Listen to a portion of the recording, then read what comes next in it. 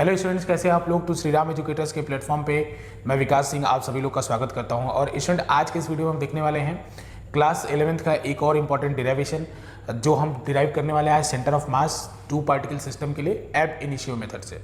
Student, ये जो method है स्कूल के एग्जाम में काफ़ी पूछा जाता है, इसलिए हम इसको कवर कर रहे हैं आज के इस लेक्चर में। स्टूडेंट, हमने एक प्लेलिस्ट स्टार्ट किया है क्लास 11th के लिए, जिसमें क्लास 11th के फिजिक्स के सारे इंपॉर्टेंट डिराइवेशन एक प्लेलिस्ट में मिल जाएंगे। उसी क्रम में स्टूडेंट ये 10वां वीडियो है, ये 10वां डिराइवेशन है। इससे पहले हम 9 डिराइवेशन कर चुके हैं, जिसका लिंक मतलब उस पूरे प्लेलिस्ट का लिंक आपको डिस्क्रिप्शन में मिल जाएगा, वहाँ से आप उसको देख सकते हैं। स्टूडेंट, एक और बात है कि जो भी चीज़ें मैं यहाँ पे लिखूंगा वो आपको नोट करने की जरूरत नहीं है। डायरेक्ट इसके डिस्क्रिप्शन में आप जाएंगे तो ये नोट के रूप में ये PDF फॉर्मेट में जो भी मैं यहाँ लिखूंगा सेम चीज़ अटैच कर दिया जाएगा, तो आपको लिखने की जरूरत नहीं है उसको, ठीक है ना।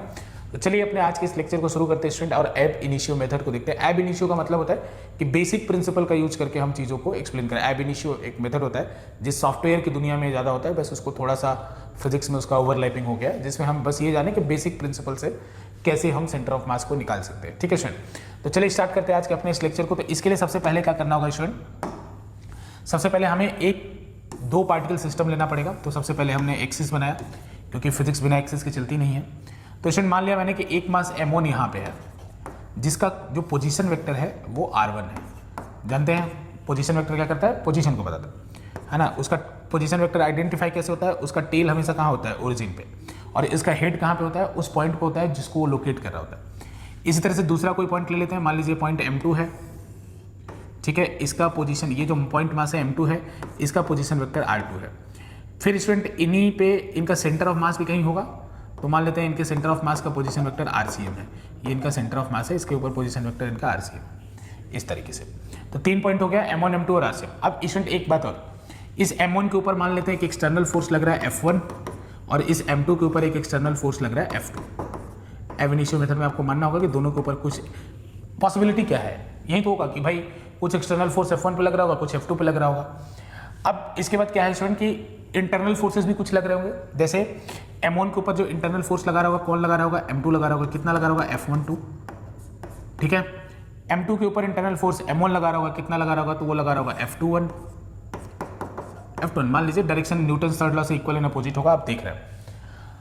तो स्टूडेंट अब करना क्या है, करना है कि इस पूरे सिस्टम पे हम लोग देखते हैं भाई कि M1 के लिए M1 वाले ब्लॉक को पहले देखिए कि M1 के ऊपर नेट फोर्स कितना है, ठीक है। दोनों इंटरनल और एक्सटर्नल M1 के ऊपर नेट फोर्स कितना है।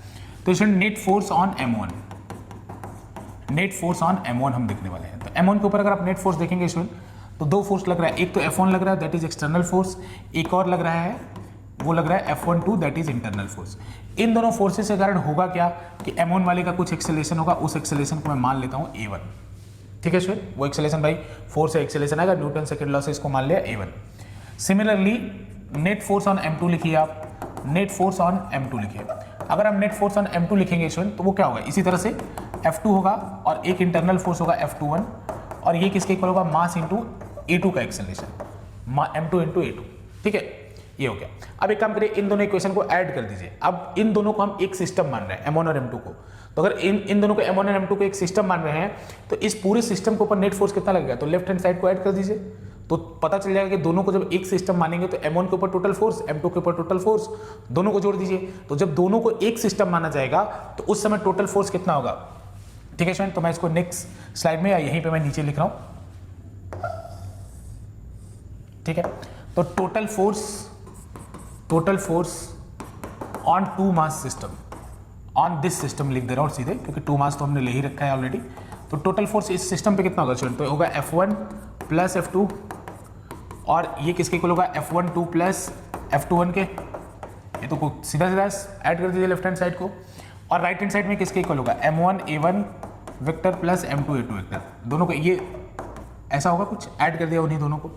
तो देखो स्टूडेंट, F12 और F21 एक दूसरे को कैंसिल कर देंगे, क्योंकि इंटरनल फोर्सेस हैं, कैंसिल करने भी चाहिए, लॉजिक से भी समझो। F1 अगर नीचे की तरफ है तो F2 ऊपर की तरफ होगा, न्यूटन थर्ड लॉ, नहीं तो गलत हो जाएगा, इक्वल एंड अपोजिट डायरेक्शन में फोर्स लगता है, तो दोनों कैंसिल आउट हो गए। तो यहाँ बचा क्या, F1 प्लस F2। तो बच्चों F1 प्लस F2 को लिख सकता हूँ ना कि ये तो नेट फोर्स है, क्योंकि नेट एक्सटर्नल फोर्स इतना ही तो होगा, F1 प्लस F2 के बराबर होगा। ये किसके इक्वल है, M1 A1 plus M2 A2 के, ठीक है स्टूडेंट। नेट एक्सटर्नल फोर्स कितना है, F1 प्लस M2, उसी को मैंने F नेट लिख दिया। अब ये जो F नेट होता है वो किसके इक्वल होता है, ये जो एफ नेट होता है वो किसके इक्वल होता है, ये होता है total mass into acceleration of centre of मास। तो टोटल मास पूरे सिस्टम का कितना है, m1 इंटू m2, और सेंटर ऑफ मास का एक्सेलेरेशन मान लीजिए ACM है, तो ये किसके इक्वल आएगा, m1a1 प्लस m2a2 क्या आएगा, m2a2 क्या आएगा स्टूडेंट। बस आपका हो गया यहाँ से। अब ACM की वैल्यू आप निकाल लीजिए स्टूडेंट। तो अगर आप ACM की वैल्यू आप यहाँ से निकालेंगे, इसी पेज से मैं कंटिन्यू कर ले रहा हूँ। अगर आप ACM की वैल्यू निकालेंगे तो कितना निकल के आएगा स्टूडेंट, अगर आप यहाँ से ACM की वैल्यू निकालते हैं तो आपकी निकल के आएगी m1a1 plus m2a2 divided by m1 plus m2 divided by m1 plus m2। अब एक बात समझिए स्टूडेंट, एक्सेलरेशन क्या होता है, जैसे पोजीशन दिया हो और मुझे वेलोसिटी निकालना हो तो एक बार डिफरेंशिएट करूंगा पोजीशन वेक्टर को तो वेलोसिटी आ जाएगा। पोजीशन वेक्टर को एक बार डिफरेंशिएट किया वेलोसिटी, एक और बार डिफरेंशिएट करिए तो वेलोसिटी से एक्सेलरेशन मिल जाएगा। तो जब ACM चाहिए तो इसको मैं लिख सकता हूं कि भाई ये ACM जो होगा वो डबल डिराइवेटिव होगा RCM वेक्टर का, ऐसा मैं बिल्कुल लिख सकता हूं, क्योंकि RCM का एक बार डिराइवेशन VCM होगा, एक और बार डिराइवेशन ACM होगा, तो d², ये RCM आ गया। अच्छा, इसमें क्या लिख सकता हूं मैं, A1 क्या होगा, double derivation of R1 with respect to time, तो इसको मैं लिख सकता हूं m1 into d2 upon dt2 R1 vector. Similarly student दूसरे वाले को लिख लीजिए m2 को, तो m2 को आप लिख सकते हैं d2 R2 upon dt2 vector, है ना, और this divided by m1 plus